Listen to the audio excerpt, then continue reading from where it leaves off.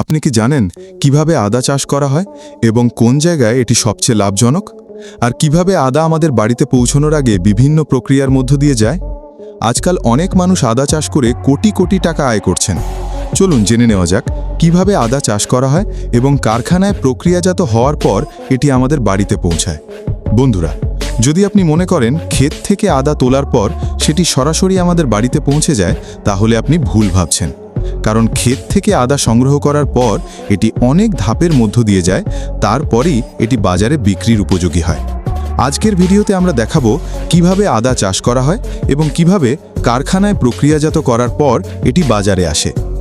আদা গাছে জন্মায় না, বরং আলুর মতো মাটির নিচে জন্মায়। চাষের জন্য সাধারণত এপ্রিল থেকে জুন মাসের মধ্যে আদা বপন করা হয়। বাজারে পাওয়া আদাকে ছোট ছোট টুকরো করে কেটে মেশিনের মাধ্যমে জমিতে বপন করা হয়। আমরা এখন যে কৃষিকাজ দেখাচ্ছি তা আধুনিক পদ্ধতির কৃষিকাজ, তবে ভারতের অনেক জায়গায় এখনও এসব কাজ হাতে করা হয়। আদা বপনের প্রায় 15 দিন পর গাছ গজাতে শুরু করে এবং কয়েক মাসের মধ্যেই ফসল পুরোপুরি প্রস্তুত হয়ে যায়।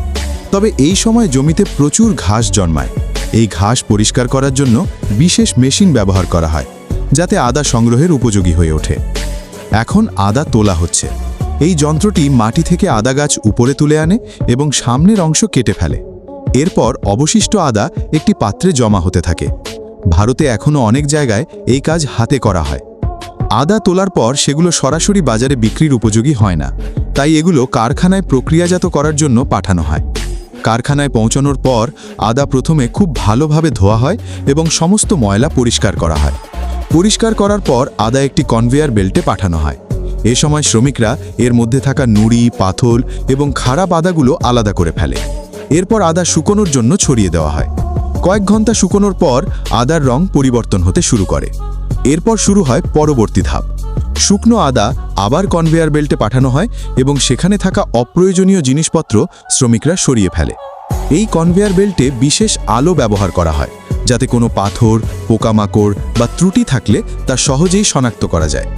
এরপর আদা সরাসরি একটি মেশিনে যায়, যেখানে বিশেষ ব্লেডের সাহায্যে এর খোসা ছাড়ানো হয়। এভাবে আদার বাইরের অংশ অনেকটাই পরিষ্কার হয়ে যায়। এরপর আবার উচ্চ চাপের পানিতে ধুয়ে নেওয়া হয় এবং লেজার স্ক্যানিংয়ের মাধ্যমে পরীক্ষা করার পর এটি প্যাকেজিং বিভাগে পাঠানো হয়।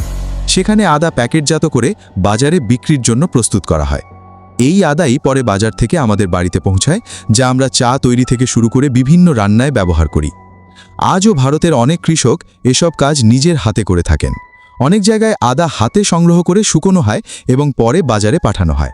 সেখান থেকেই আদা আমাদের বাড়িতে পৌঁছায়। দর্শক, আজ এ পর্যন্তই।